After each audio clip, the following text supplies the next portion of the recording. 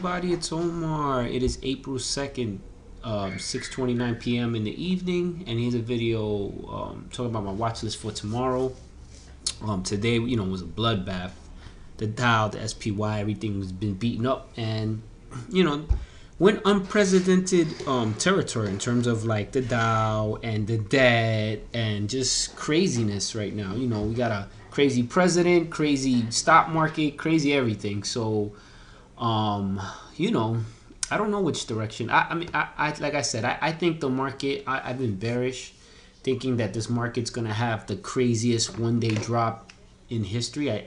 I wouldn't be surprised if we got a 4,000 point drop or something insane like that. I'm not saying that's gonna happen tomorrow, but I wouldn't be surprised if we had a day like that this year. It wouldn't surprise me at all. I think everything is overpriced. I don't believe any of the reports that talk about the economy is in good health, and don't believe anything about these tax cuts and all that. It's none of those cuts are gonna impact the economy in a way that's gonna benefit the middle class. And don't believe that companies just started increasing wages across the board. It's all bullshit, man. It's all bullshit. Trust me, most kids that are out of school are six figures in debt, make less than 30 grand a year, have no equity, have no savings. Very, very small percentage of people are actually making money in this economy. So don't believe that shit. So when you take that, you take this president who's a nut job, you take this the Dow that's just the price of stocks, everything, real estate, everything is just so inflated. To me, all signs point to a crash. I just think there's gonna, I don't know if it's gonna be an event. I don't know what's gonna trigger it, but I just think there's gonna be a crazy crash that'll bring the Dow below 20,000. I wouldn't be surprised the Dow hits like 16,000, 15,000 again. I wouldn't be surprised at all. With that said, I gave you a winner today. I was calling out different plays and talking about potential trades, but the big winner for me today was, and we'll talk about two things, but let me go back, was Facebook. And I told you guys, let me go back. This is pre-market. Let me go. And I said Facebook previous day closing price acting as heaviest resistance. Will definitely look to short, hoping it will spike to 158 and get rejected and tank. We'll see. I'm not loving anything yet because pre-market there was nothing that I was really loving. I saw SCNS moving. I talked about that, and I talked about Facebook. This is the first post I posted about Facebook. It was already tanking pre-market, so it already caught my eye. I didn't stick to my strategy of shorting Energizer, which was so stupid of me. I mean, I don't know. I don't know what got into me. I was just thinking about Facebook because it was reduced to like 130 by some analysts, and the Dow was down. Everything was just pointing to me towards Facebook. So really quickly, just to review Facebook, let me pull up on the big chart. So Facebook had some, was tanking pre-market. So this was pre-market where it was tanking, right? And and I thought that when the market opened, it was gonna break above 158, but I didn't think it was gonna hold 158. And the reason why 158 to me was a key level, because look at all the support here at 158. These two wicks here. That's why these two candles here made me think 158 would be a good area to go short if it couldn't hold it. So pre-market is spiked up, but it couldn't. This is the previous day's close price. It couldn't break it. Gap down, gapped up, gap down, and then sure enough started tanking. And then when the market opened, just like I told you guys, spiked, broke 158, hit a high of 159.20. And this is a 5-minute time frame. I'm just using this, but if I pull up the 1-minute time frame, I'll just do 1 day, 1 minute. So you can see how it gapped up, got rejected here by the 300 SMA, and started tanking, and then you got this little pop here that's showing you weakness. So right here I saw it wasn't gonna hold, and then the next candle I just went short, and I just held all day, pretty much all day. It just tanked all day, and at support levels, I erased this since then, but I had lines, you know, for clear support levels broke down, but it broke all the way down and hit a high of 154, and then, you know, I kind of saw it, you know, sort of tanking, sort of gapping back up. And, you know, I was going to cover, but I felt pretty comfortable that I was going to continue tanking. And sure enough, it did. It just continued to tank all the way down, gapped up, and you see couldn't hold this 155 level, and then tank, and then right into the close. I didn't want to hold it overnight today. Some days I hold it, but today I didn't. And right before the close, I covered like right in here. Like I think I got executed at 154. I think it was like 90 or something like that.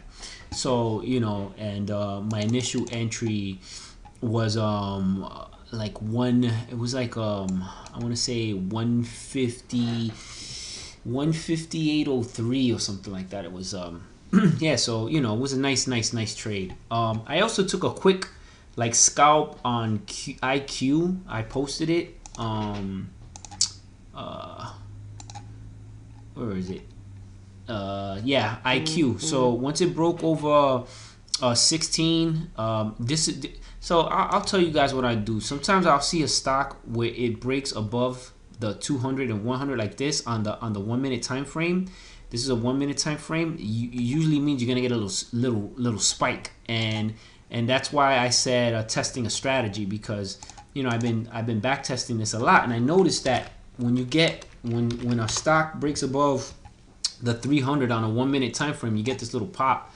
So I noticed right when it broke 16 here, I noticed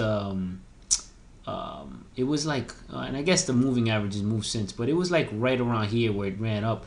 And sure enough, once it broke above 16, I took it long, and, you know, pulled back and gapped up, and you know, it got up to a high of 1648. I actually sold right in here when it started like gapping down. I covered like right into here. Like I got executed like at like 1627. I sold. I actually should have sold. I didn't take my own advice. You know, usually I'll sell into strength, but this time I didn't.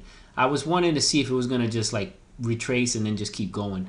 But you know, came back down, gapped back up, and I was watching this trend, and you can see I had a trend line here because I was thinking about taking another trade on it if it held VWAP, but I wasn't comfortable with it, and once it broke there, it just broke down, and I should have shorted it. I just didn't. I just didn't pay any more attention to it. But you know, let's talk about Energizer. So what is Energizer? I think it's ENR. Man, so we if you watch my video, so I advise, not because it's me and all that stuff, but everybody should really watch this video. I should have like an insane amount of views with this video, because this is a fantastic strategy. This is my bread and butter go-to strategy.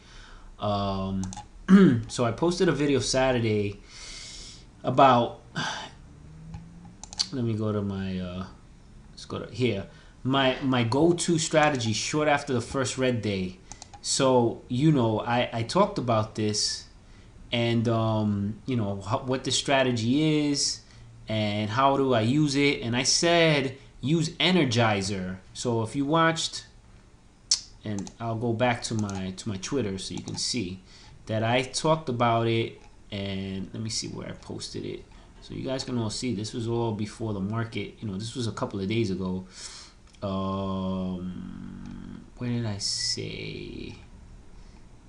In the videos, oh, I did a watch list video, and I was talking, go to the watch list video for today, and I had posted Energizer in there, and I said use Energizer as the test, you know. So if you watch the video, you'll talk about that. So let me go pull up Energizer, and you can go watch the video when I talked about it. So I said, you know, what I like to do is, usually when a stock gaps up like this, when it's up like huge, like over 100%, right? Or so, you know, big, or 50%, 60%, whatever, that the first day goes red, meaning the daily candle finishes red. I like to, in that second day, the day after, I like to look to short into a clear resistance level. Well, and I said that Energizer has a habit of giving up all its gains. So right when I was building the watch list, what to look for, I had talked about this, and I said that you should see a big tank. Well, look what happened. and I'm such a moron. I don't know why I didn't pay attention to this. Well, the market opened. It didn't even attempt to get back to. So this was the lowest point of the previous day, on Friday. And sure enough, look at this. The market opened. It hit a high of 58.79 and just tanked. I said this thing was going to collapse. And sure enough, it went from 59 to 54.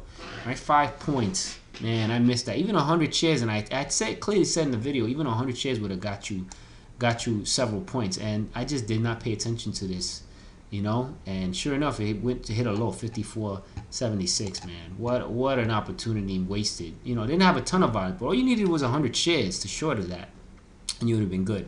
So that's you know, so I missed that. But for tomorrow, now this may be the beginning of a bear market. I don't know. You know, the market is crazy. Every time we think, you know, things are gonna go bad, like, you know, we have crazy rips. I don't know.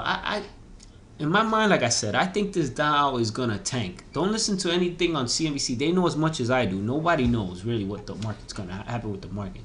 But this is just so crazy that I don't know. I feel like it needs a correction. But anyway, these are the stocks that I gotta watch for tomorrow. I'm not in love really with anything. The first stock is OREX. It was up 62% today, which is crazy. It went from 20 cents to 39 cents.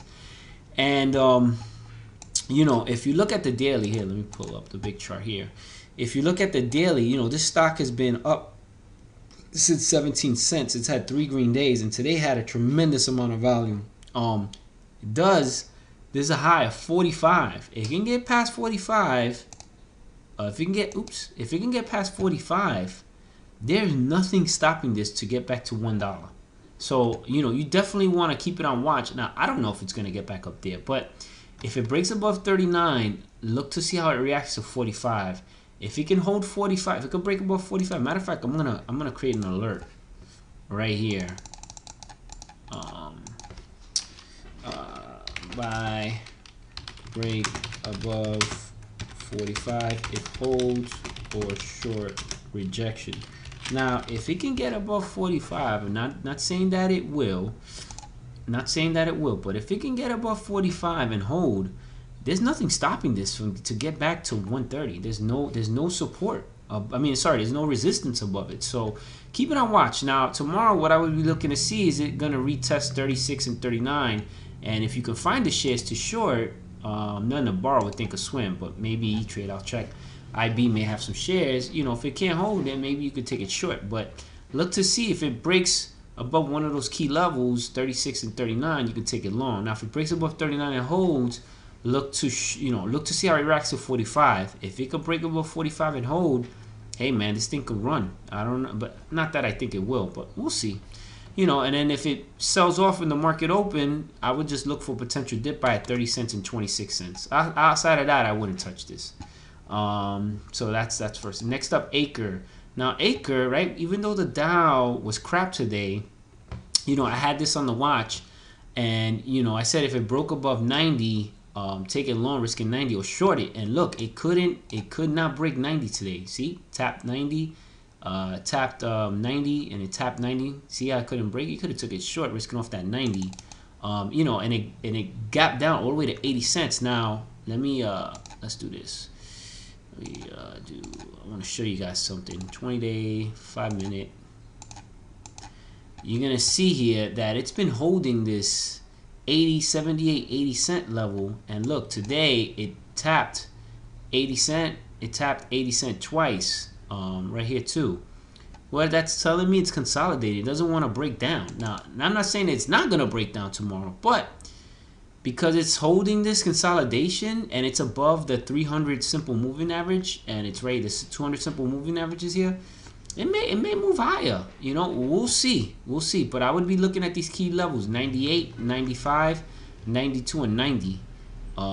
See if it get. I think it would get rejected by one of those levels and then kind of pull back, but we'll see. Now, if it breaks below it, look to potentially dip by 80 or 78. You know, those are the key levels that I would be looking at. All right. But I don't know what's gonna happen. Now, next up is SLS. This stock, you know, I told people to stay away. I told everybody, you know, when it was like around 920, I think it was, that it was going to squeeze shorts and run, and I posted it, and it actually ran to 1069. I didn't touch it. You know, this stock, you gotta be careful with these stocks. A lot of chat rooms are pumping this, and you know, they like, you know, I don't know. I don't know why you would pump this. You know, I feel like, trust me, a lot of stock rooms, gurus were pumping this, and I bet you people were buying all up in here, and they got fucking demolished. You know, buying like Deckmark Trades, who's a pumper, and Warrior Trading, who's another pumper, and these guys, I don't know, man. But what I'm waiting for, and that's only if this share's available, is right. You had this big green day. The stock is up 150%, which is insane, right? Tomorrow, my expectation is that, you know, it'll gap, and either you could play it two ways. You can short into one of these resistance points, it's the $10 or 1069, or what you can do is, you know, and then you got these you could dip by it at one of these key levels below, 773, 717, 675, or 550, right? And then, you know, if it breaks down and then gaps up, you can short, risking off one of those levels. But what I'm gonna wait is to see if tomorrow this finishes red and it hasn't given back all its gains. Let's say it finishes red and it closes like at like $6 or something like that, $7. What I'm gonna be looking for is the day after the red day to short into resistance, because that'll be the day that more than likely it's gonna tank. And that's where I play big. That's when I short really big with a lot of size, because that's my go-to strategy. So I'm gonna wait for that. Now, if it goes red and closes here back at $3, there's no point in doing it because it's already back to where it started. But if it goes red and holds at this, like, you know, 675 level, 717 level around there, then yeah, I'll be looking to short it the day after the first day it goes red, if this share is available, and take it all the way down. All right, so we'll see what happens tomorrow. You know, maybe this thing continues. Who knows? I doubt it though, but we'll see. Next up, AMD. Now, the only reason AMD is on my watch list is because, you know, it held 950 pretty well, 951. So I want to see tomorrow how it's going to react. If it breaks below 951 and can't hold it, I'll short it, you know, risking off 951.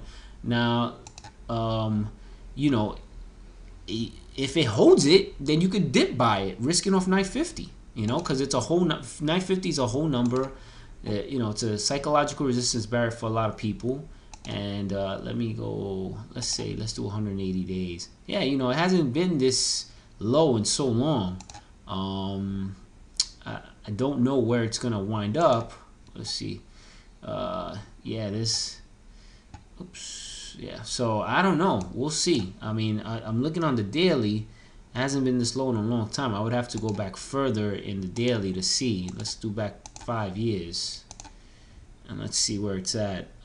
You know, so you do got some, you know, support here at this 845 level. So I mean, oops, cancel. So, you know, if it can't hold 950, you know, look at these key levels before low, like yeah, like this is 922 would be the next support level, 906. Yeah, so like 922, 923 would be the next level below. See how it responds to that. If it can't hold that, it can't hold 9, this shit could continue tanking more. But AMD is not a horrible company. You got to expect at some point this is going to bounce. So the lower it goes, you know, you may, you know, want to take a swing trade, put a couple of shares and just hold it for a long-term investment. Next up, Twitter. Oh, I'm sorry. I didn't, with AMD, sorry, I think I didn't say much. Yeah, so you do have some overhead resistance at this 962 level, 970, 976 level. And obviously there's overhead resistance just going up and up and up and up. You know, for me, I'm just looking to see how it responds to this level. If it holds, I'll take a long risking off it. But you got to be careful because it could get rejected at any one of these levels and just continue tanking. So, you know, but then you can take a short risking off one of these levels. So I would be looking to see if it can't keep grinding, you know, short risking off one of those key overhead resistance levels. And that's how you play the bear market. I've never been in a bear market. Most of us haven't. But that's how I would play it. I would just look to see how much it's going to gap, when it's going to tank at a key resistance level, and take a short risking off that. And that's all I would do. That's how I would play it. All right. Next up, Twitter. Twitter tanked some more today. So, you know, with Twitter, you know, hit a low of 24.75. It's up at 28.05. You got these key levels above. Let me do, sorry guys, 5 minute. Yeah, so much overhead resistance that, I would look to see how it reacts to if it breaks above 28.28, 28.38, and really 28.54. I would love to see if it can break above and hold that. If not, you can take a short risking off that level. But one of these key levels above is going to get rejected and you can short. But there's, you always got to remember now that you're in this crazy bear market where these stocks are tanking. Every time, you short into a resistance, remember, it has support below. So you got to see how it reacts to those support levels. But your risk is minimal. I mean, the best type of stocks to short are is stocks like SLS, where you have these crazy run up and you don't have your key support levels. There's such big spreads apart where you can make a lot of money shorting. That's like the best way, the best setups. But you just got to adapt to the market. And then last but not least, we're not going to see anything there, is SPOT, which is Spotify. Tomorrow is the initial public offering. I think it's going to be really high, almost like, I don't know, $180 or something like that. But if you can afford 100 shares, we'll see how it goes. We'll see how it runs tomorrow. It may be worth taking a stab at. I'll see how it reacts. Now, if you want to do your own analysis and build your own watch list, I would look for stocks that are down for the day, or if you go think or swim, just do the biggest just do the where is it? Crap. Not gap down. Yeah, biggest percentage losers. And then just filter by like volume or like percentage wise, or big percentages, and then like ALKS, like had this complete tank. You could look for it to see tomorrow how it reacts to 44.07. Is it gonna test that? The pre-market high was 49.35, and then you have some support here at 49.859. You can look to see if is it gonna rebound and test one of these levels, and if it can't hold any of them, you can short, risking off one of those key levels. Okay, key resistance levels. Here's another one, 46. Here, what is this? 46.17. So, you can edit that, put 46.17. I may even put that on my watch list. AOKS. Let's see what happens. All right, so, so that's pretty much it. But you can look for these and just look for stocks like that have been beaten up, and then look to see how it reacts to the low. Is it going to test it? Is it going to hold? Is it going to break below it? And then you can short it. And that's the strategy to play it, going short. All right. I don't know if I'm gonna be able to trade tomorrow. I got a lot going on, but that's I just want to give you some insight how you trade these stocks. All right, folks. So with that said, I hope you found this informative. Like, subscribe, share, and have a great evening.